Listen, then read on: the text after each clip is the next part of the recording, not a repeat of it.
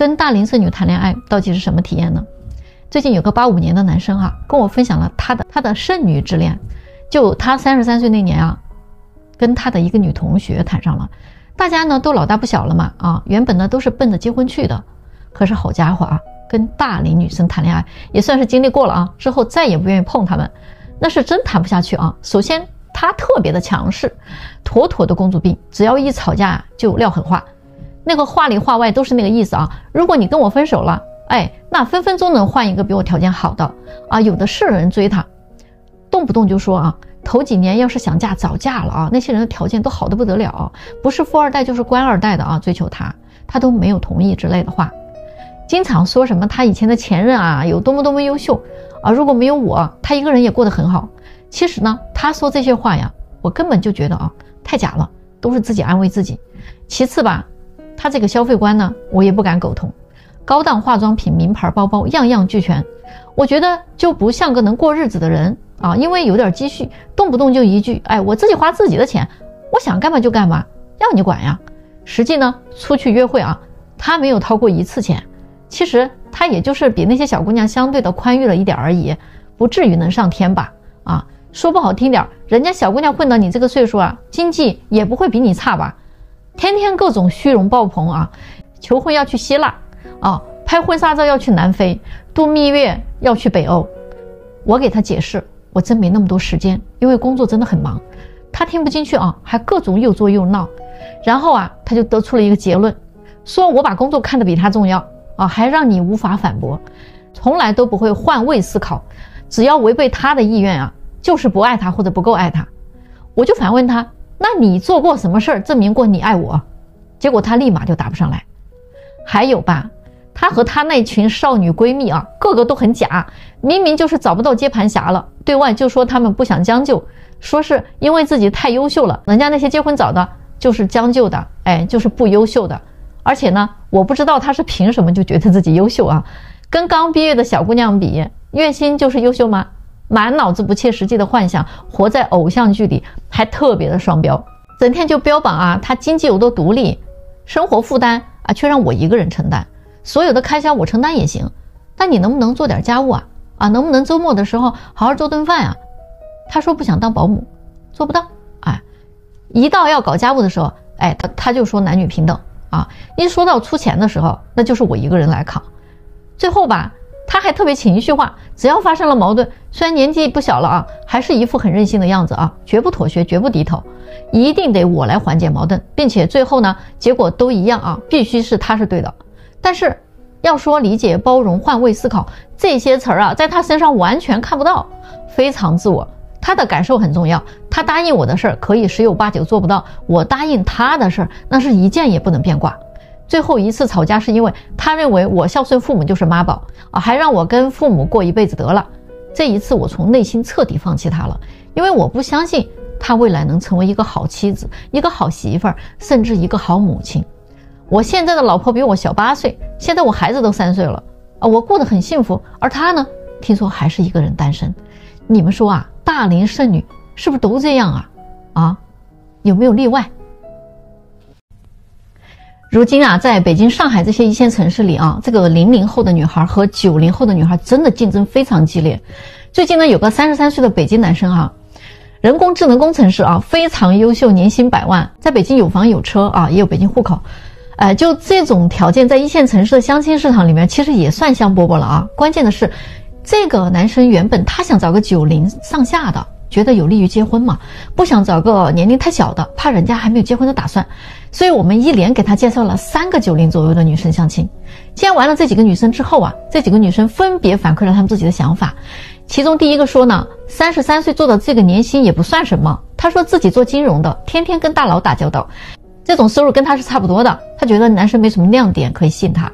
所以她没看上这位男生。另外一个女生呢，上来就说了这个男生是我已经降低了条件之后我答应见面的但是呢，感觉我仍然接受不了这个条件的男生，听说他还有房贷我还是不太想结了婚还要跟他一起还房贷，生活质量一下子降低好多。我觉得自己还是想找个在创业的男生，或者年纪大一些、事业已经有成的男人。北京最好有全款的房子有别墅的更好，对我来说更有吸引力一些。我反正见完这位之后呢，我就有一个想法，我还是真的不能降低自己的要求的。等到现在了，为什么我还要将就呢？这位呢也没有看上这个男生。那么还有最后一个啊，他呢也是一堆理由，什么长相不太喜欢啊，什么不是独生子，有个妹妹，自己处理不好这种关系等等等等，就是也没看上他。于是我们也很纳闷哈，现在的女生都如此眼高于顶了吗？一个细节不行啊，都能覆盖掉对方所有的优点。后来啊，我们就试着把这个男生的资料呢推给了2位00后的小女孩。这2个女孩就很奇怪哈，人家一致就认为这个条件是很好了，完全没有问题，可以见面认识一下。因为00年的女生她们想得特别明白，首先自己绝对不想成为大龄剩女，所以坚决不走他们的路线。早早的人家就要处理好成家这件事情，他们觉得自己不一定就非得要找一个多么优秀的男人啊，只要找个男生有上进心的就行啊，是个潜力股就好，人品好，正直阳光就行了。至于钱方面呢，能好一点当然更好，但是如果没有那么好呢，也可以一起努力的。别说一起还房贷，就是一起共同买房子，他们都觉得很正常，完全能接受。看来这个竞争的局面真的已经完全打开了，大家有没有闻到那股硝烟的味道呢？经常呢有小妹问我，为什么生活中她能被优质男人追求啊，还能跟他们谈恋爱，但是呢结婚就很难。可是让他们百思不得其解的问题是，为什么到了相亲市场就没有优质男人追求她了？甚至呢有些离婚的女人啊，都有年轻的小弟弟追求自己，可是到了相亲市场，别说找个小弟弟来追求自己，就算想找个优质的大哥哥追求自己都很难了。这个到底是什么原因呢？今天我就在这里啊告诉你真相哈。男人在找女朋友谈恋爱和找个对象结婚过一辈子这2件事情上啊，他的态度和认知根本就是不一样的。可能这2件事情都需要谈恋爱，但是他们的每一场恋爱最终目的却是完全不一样的。所以有的女人她可能只是长得漂亮，或者呢只是有个很高的学历背景，就容易被优质的男性追求。当他们被1-2个优质男性追求之后啊，或者呢跟1-2个优质男人谈过恋爱的时候，他们就觉得自己一定能找个这样的男人结婚了。但事实却不是一定的哈，因为在优质男人的世界里啊，他们的可选资源非常的多，所以他们在评估你的价值的时候呢，也就越现实了，要求评估的选项也就越多。要明白的就是一个道理，所有的不选择，所有的分开，其实真相就是你的价值不够。你永远不要认为哈，这个男人不跟你结婚是因为你的脾气太臭了，是因为你太作了，都不是啊。我实话告诉你，如果你是皇帝的女儿，你的脾气可以再臭一点。你不要认为男人不跟你结婚是因为你的腰太粗了，不是啊。如果你是亿万富翁的女儿，你的腰可以再粗一点啊。表面上看是脾气不合，性格不合啊，距离太远，长得不够好看等等。我告诉你，终极核心的核心其实就是你的利益还不够跟他交换，你的价值不到位，知道吗？情感生活是分3个层次的，性、爱情和婚姻。而性呢是肉体生活，追求快乐的原则；爱情呢它是精神生活啊，遵循的是理想原则；婚姻呢是社会原则，遵循的是现实原则。这是3个完全不同的维度。当你能够分清楚这几样东西的时候，那你也就能知道优质男人他为什么不会跟你结婚的真实原因了啊！大家说对不对啊？别忘了留个小心心到评论区聊2句再走啊！现在的相亲哈，简直就是把男生在往绝路上逼啊！为什么我这么说哈？前几天我这里来了一个95年的女孩，跟一个90年的男生相亲之后呢，双方都有意向继续接触一下。结果他们回去之后哈，一聊天就出问题了。男生呢，他是个码农哈，天天的很少跟女孩接触。大学的时候呢，他谈过一场很短的恋爱。后来工作之后呢，又天天忙于加班呐、业务啦，每天留给自己的时间真的是少之又少的。休息时间啊，他除了睡觉吃饭啊，就是打打游戏。业余生活很枯燥的啊，也没有什么社交。所以因为他累啊，一到休息啊，基本就不太想出门。但是眼看着这个岁数啊到这儿了，家里啊也开始催他，这时候他才出来相亲啊。可是在谈恋爱这件事情上呢，他根本就没有什么经验，更不懂得女生的心思，聊天呢也不会说什么漂亮话去哄女生开心的。所以呢，跟这个95年的女生一开始聊天就纯属硬着头皮找话题聊，每天他也早安晚安的聊哈，确确实实聊得很尴尬。他觉得自己这是礼貌性的在问候，然而呢，他不知道现在的女生把这种聊天叫什么？人家说这是渣男的套路耍嘴皮子的。他们认为行动比嘴上说要来的靠谱得多。所以呢，女孩这边呢，就很不以为然了啊。聊了一天之后啊，就有点爱答不理他了。于是男生啊，眼看着这聊不下去了呀，啊，他也知道自己不是那种聊天的高手，就想啊，要不然就约女孩出来啊，吃个饭，面对面的沟通了解得了。可是呢，约了2次啊，女生都在推脱。一会儿呢说自己周末要加班了啊，一会儿呢又说她约了闺蜜要去看电影。总之啊，非常难约。哎，男孩呢还是想坚持一下啊，那他就来找我了。于是呢，我就问女孩咋想的，不想接触的话啊，你就跟人家说清楚就得了。她说反正也不是那么喜欢吧，但是呢也没有那么讨厌，其实还是可以继续接触一下的。于是呢，就在我的撮合下哈，女孩呢就出来跟男生见面了。他们周末呢在一起待了一整天。这一天呀，他们吃饭、看电影、买奶茶啊，吃零食，还去了一个小网红景点。总之呢，所有的花销哈，男生都承担了。女孩呢，一瓶矿泉水都没有买过。对于这一点哈，男生第一次出来呢，花了点钱呢，他倒是没有什么意见的。可是回来之后呢，女孩呢就开始跟我抱怨了。她说这个男生啊，现在事业平平，没有什么太大的发展空间的，但是啊，还一直在侃侃而谈啊，未来要怎样怎样怎样。然后呢，还聊到了买房什么的。我就觉得他这个人啊，现在的收入哈，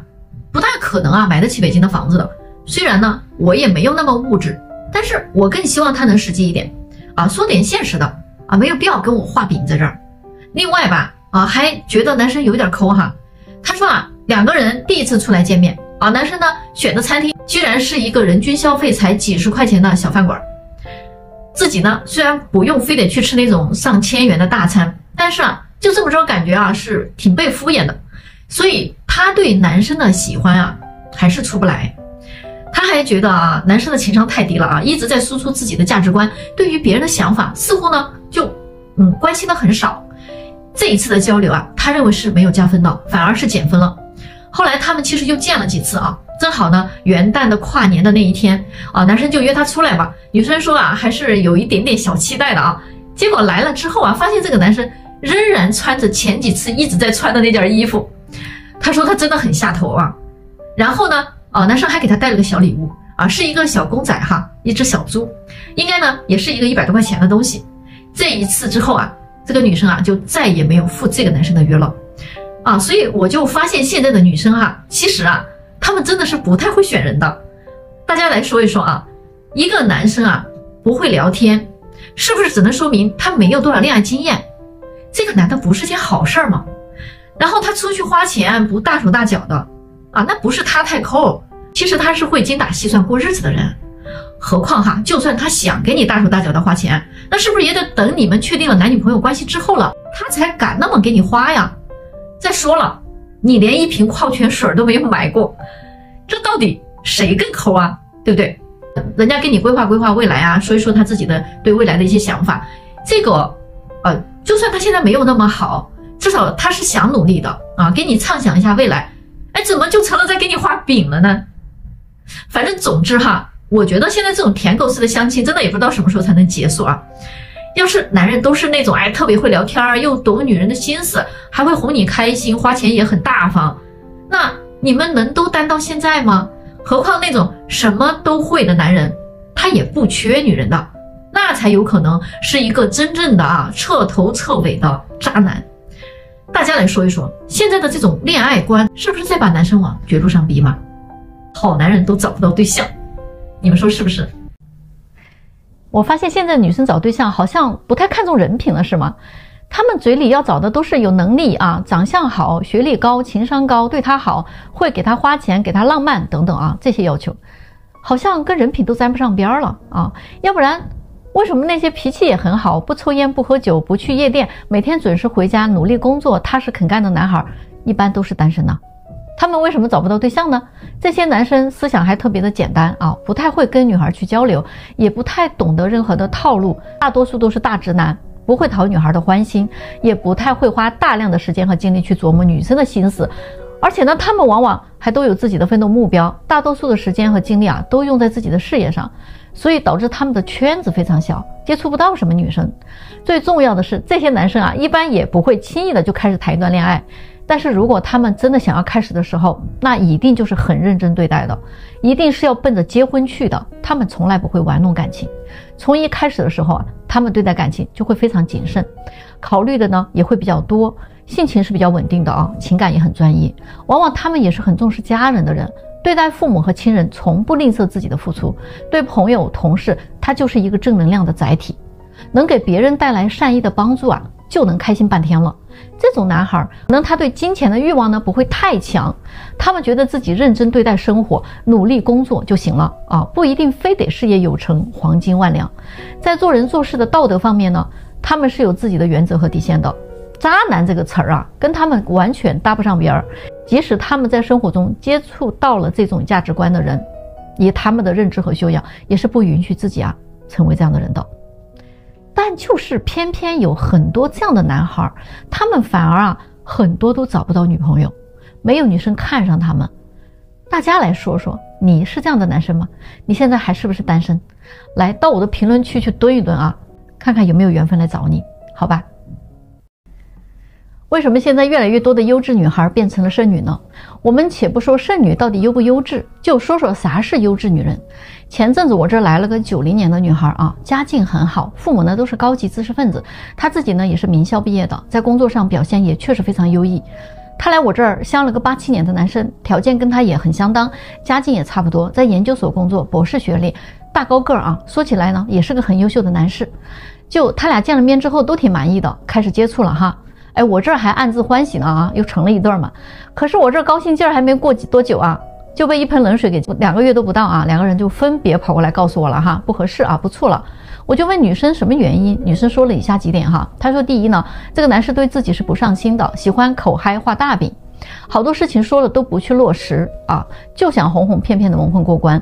第二点呢，她觉得男士现在这个工作情况还是收入太低了，他的期望值还是得年薪过100万才行。啊，不想婚后还要一起还房贷还车贷这些事儿啊，还得一起努力过紧巴巴的日子，太累了。第三点啊，他说男孩的生活习惯特别的不好，一点家务都不会做，天天啊点外卖，屋子一周也不收拾啊，乱糟糟的，看得人心烦。他说他不想一结婚自己就变成了伺候人的老妈子。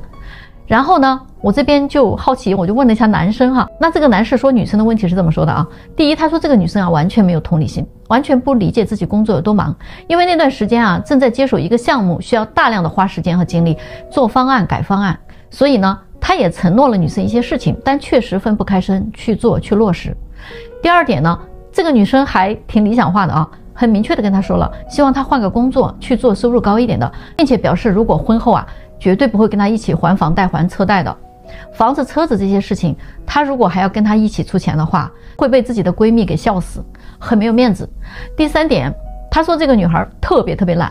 到他家里去的那一天，他故意把家里搞乱了点，看看这个姑娘呀会不会帮他收拾收拾。结果人家连5分钟都没做到，就说你这个生活就是这样的状态吗？啊，你也不做饭啊，屋子这么乱，知道我今天要来你也不收拾一下，是不是想等着我给你收拾呀？我可不是太擅长这个事儿哈，我现在的屋子还我妈收拾呢。就这么着啊，他俩那次见面之后啊，就互相再不联系了，都觉得对方啊很令人下头。就这个女生的问题来讲的话，一个优秀的妻子和一个优秀的员工，那能是一回事吗？你说说你不剩下谁剩下呢？你想想，那别人娶媳妇儿能照着差的去娶吗？